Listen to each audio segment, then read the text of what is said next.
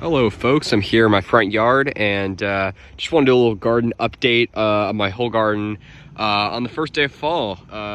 It is September 22nd, first day of autumn, and just wanted to do a little update video on my garden and show you how everything's doing. So let's just start off here with the centerpiece of my front garden, which is this little, I like to call it a little dry climate plot. I mean, not all these species are exactly dry climate species. You know, I have my Puncha humifusa here, which has fortunately been leaning over a lot. Someone pushed it over. I think it might have been a squirrel or something. And you can see this is obviously, you know, for the most part, a wet climate species. You'll find it in dry soils, but up and down the East Coast in pretty wet areas. But it's a cactus species, so I got it lumped in here. I got my Puncha macrorrhiza little pad there. Plains prickly pear or western prickly pear. That's you know, native to the Great Plains, and that one's doing well. So that is a semi-arid species. Got my a Puncha fragilis here, brittle prickly pear, native all across the United States and southern Canada, from Ontario to British Columbia, across the states, very northern California, through the Pacific Northwest, and all the way into the Midwest. So really across all over the place. And then we've got this little cow's tongue prickly pear. This is a Puncha linguiformis, and sorry, it's Puncha engelmennii variety linguiformis. So there's a variety of Puncha engelmennii, the Ankyloin prickly pear, from Texas. So this is certainly a semi-arid species, and you can see it's a little spotted. Probably got too much rain. I got these three ones as pads from the National Arboretum, and just cut them off and stuck them in there. So that one might, you know, it's semi-arid species, so maybe it's not accustomed to the exact amount of rain we get here, so it's a little spotted, but hopefully it'll send out some new pads and won't decline, because it's still got some nice green in there. Kumulon Palm, this is the Mediterranean fan palm. You know, common misconception is that because these are semi-arid and arid species, you know, they're native to the Mediterranean basin, basically throughout Southern Europe and Northern Africa to various Mediterranean and desert climates, so very dry climates, that they are, people think that because of that, they don't like a lot of water, and that's really not true. I mean, as far as dry climate species and dry climate palms go, they really are one of the most wet tolerant dry climate palms that there is. You know, besides maybe Washingtonia robusta, they're really wet tolerant. I mean, obviously it's been warm lately, so they like that. They're not as wet tolerant in the winter as, you know, they can take the temperatures here in winter, like I always say, but they can't take the wetness here, so that's what actually ends up killing them. So I might need to give this thing some protection, at least keep the water off it. And it's supposed to be a rough winter. I've seen a lot of stuff, read a lot of stuff about that, so I'm not looking forward to that, and that should be really, that's not good for the garden, but you know, we'll see. And you know, I'm always trying to innovate and think of new ways to maybe protect this thing or just get it by. I don't like to, you know, box it in. I'm thinking maybe of something maybe just like covering it with a plastic tarp, putting a, you know, maybe a cable or C9 Christmas lights or something if I can fit it around the trunk. But yeah, this is variety volcano or humulus. This is you know, the green variety. Serifer is the one from Northern Africa, from the Atlas Mountains, that has that beautiful bluish tinge, almost like this, which is my next species that it brings this to. And by the way, on the Mediterranean fan palm, you can see it send out this nice big sucker, or, you know, big-ish. They're very slow growing. And then that other one back there, you can see that little you know, strap leaf frond coming out there, tiny little one. But yeah, you got these flowers growing in here, and I might need to cut that back at some point, because those, you know, they're sort of choking out some of those fronds back there, which you know, if I clear that all away, the palm will look certainly larger, because it's got other fronds sticking in there.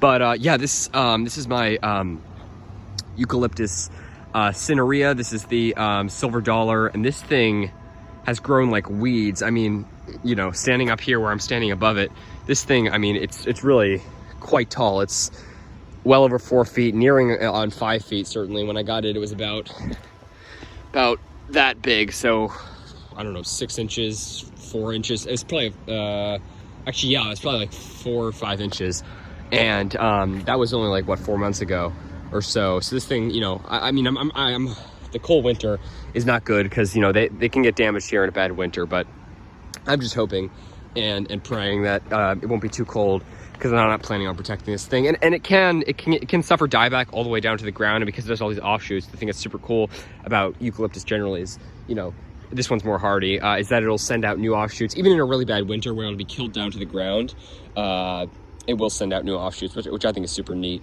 But, you know, I don't want all this growth to be killed back because it's really quite large. I mean, this thing is just huge. Look at this thing. Magnificent, magnificent specimen. And just so many offshoots coming there.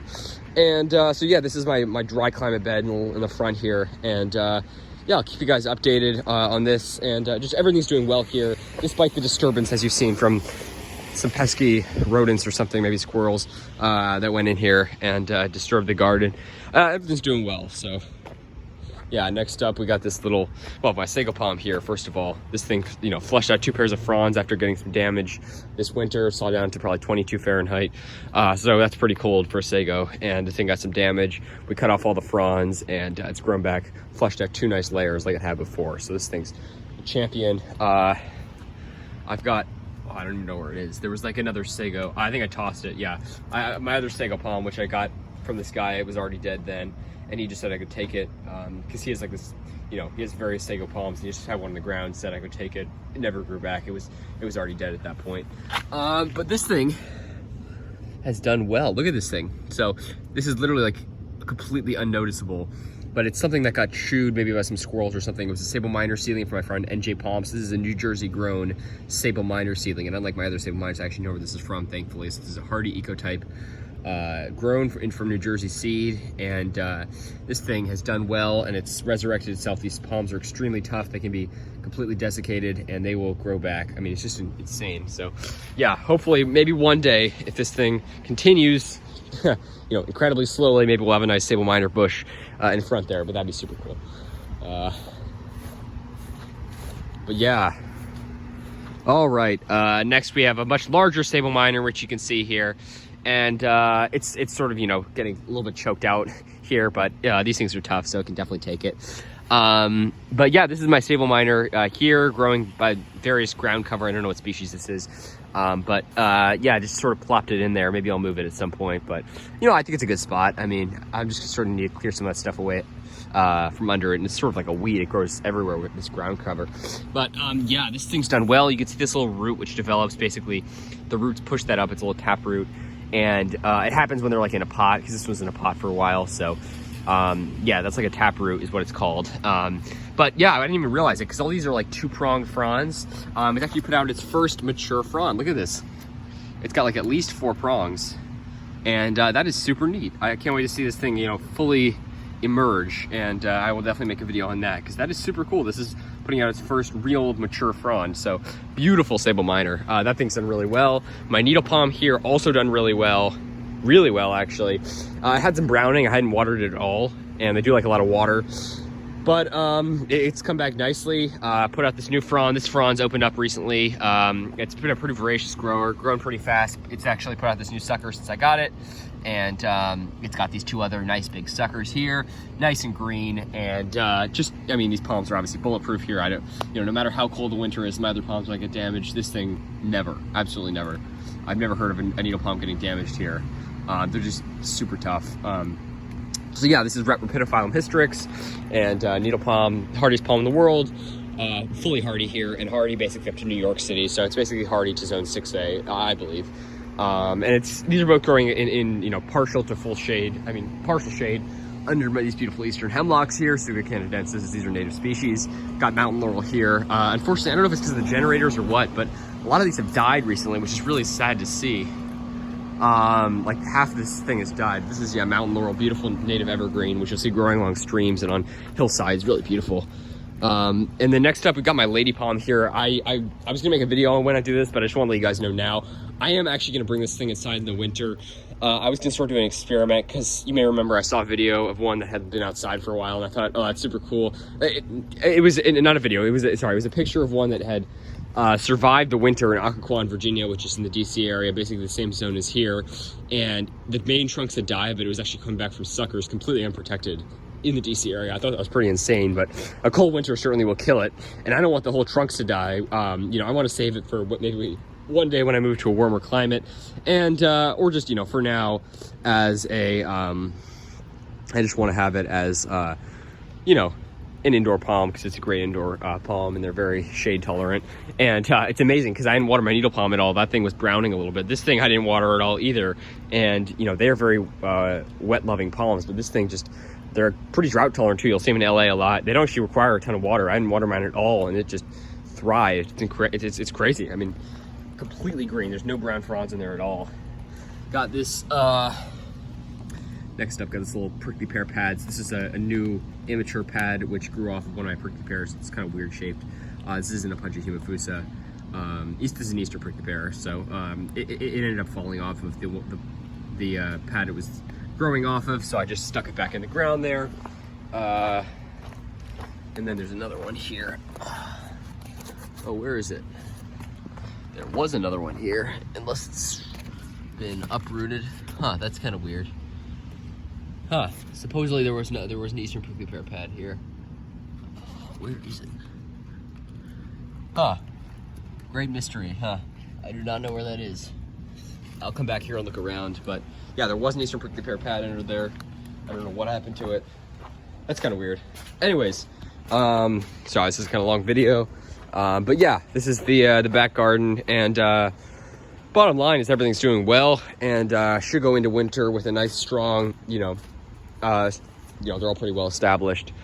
This hose I had to move out here. It actually was going through here and it crushed one of my Sable Minor seedlings. This one here got crushed sideways, but I mean they're super tough. So like you saw my one in the front, which got chewed up, and it's growing back really well. So I think it should be able to recover fine. But yeah, this is Trichycarbus teakeel from the mountains of northern India. And that area, I think maybe in Nepal. This is the Kumulon Palm, and it's one of the most rare Trichycarbus species. And it's a really beautiful Trichycarbus palm with sort of more Camerops-like fronds. It's got these very, thin leaflets as opposed to other Trichycarbus. And I think it's more beautiful than Fortunae, certainly. And then we've got this another Sable Minor here, which again is putting out. This looks like it might be another double-pronged frond. Maybe we'll have to wait for another one. But anyways, beautiful Sable Minor doing super well, which is, so this is what all these seedlings will look like. So I don't know if you guys see that, but these are all, those are all Sable Minor seedlings. All those, 1, 2, 3, 4, 5. I think I counted it. There was like at least 30 that I counted that came up here. So they're there, and, all over. So those are all, this one's already putting out a second little strap leaf, another one there, 2 others there, lots, and there are actually 3 over here. I didn't even remember scattering. I remember scattering around the palms there, so hopefully I'll have a sable jungle here one day. But check this out. You got one there, and one there, and maybe one buried under all those holly leaves for all I know. Hopefully not, or maybe. I mean, they're tough, they can make their way through, but 3 Sable Minor seedlings even over here. So if these don't get crushed, I think this one got like a little bit pushed by the hose, but I moved the hose out of the way so that it doesn't happen again. You can see it's over there. But yeah, it's all those Sable Minor seedlings. I mean, they're everywhere. You could see, and that's in a Puncha humifusa, another Eastern prickly pear. I mean, look at all those seedlings, just everywhere. So one day they'll look like this, hopefully, and yeah, maybe a sable jungle here one day. Maybe I'm just dreaming, but I mean, look, they're bulletproof here. If they're not removed, that's what'll happen one day, hopefully.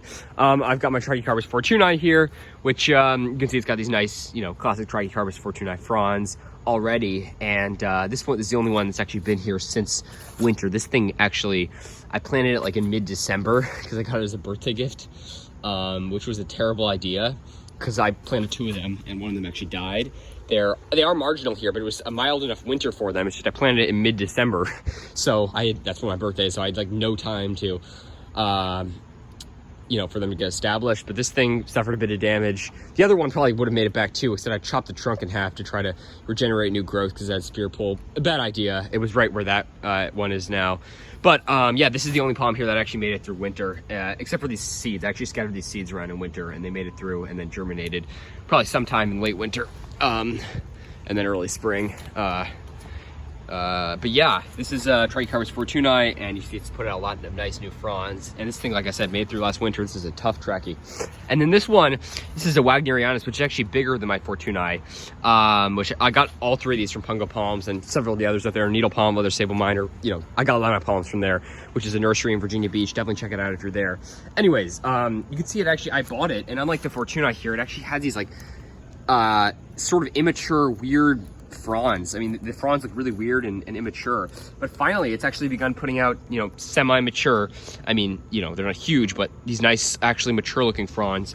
So soon I'll be able to make a comparison video showing that, you know, this palm has like thicker leaflets and it's sort of curved at the top as opposed to pointed like the Fortunae. Obviously this isn't a great example yet, but hopefully at some point. And yeah, protection wise, I'm not really sure what I'll do. It depends how cold. I sort of just play it by ear. If I see, you know, a week out cold weather in the forecast, then I'll plan accordingly. But forecasts can be wrong, they can change, but always safer than sorry, in my opinion at least, because I don't want these palms to die, certainly not. And I'd rather have to, you know, say I protected them one winter than say that I didn't and they died. So this is my Eucalyptus stellulata. This thing needs to really badly needs to be staked up. It's just leaning over, but it's doing well. Hasn't grown too much because it's in semi-shade. But it is a semi-shade tolerant eucalyptus. Got it. It's a really rare species. I got it from my friend New Jersey Palms, and he also gave me that Sable Minor seedling, which was chewed up and is now making a nice recovery. And last but not least is my Eucalyptus cinerea. My other one, it actually grew a lot more and then died back. You can see how the stem just sort of grew and it died there. And there's other Eucalyptus cinerea planted in the medians of my street in various forms of recovery, all of which suffered some either not being watered enough or getting mowed over. They've experienced some trauma, and nothing like my one in the front. That thing's just, I mean, it's insane what that thing has, how much it's grown. But yeah, this is a little update on my palms. Midway through, well, I guess first day of autumn, fall. So first day of fall update of my garden. Just wanted to show you guys everything, show you it's doing well, and should have a strong start into this supposedly very cold winter. I'm really hoping that's not true. I'm hoping everyone's wrong, but you know, it's not looking good. I really hope it's mild, but you never know. All right, take care, folks, and stay tuned for more videos. This is my garden update on the first day of fall. Take care.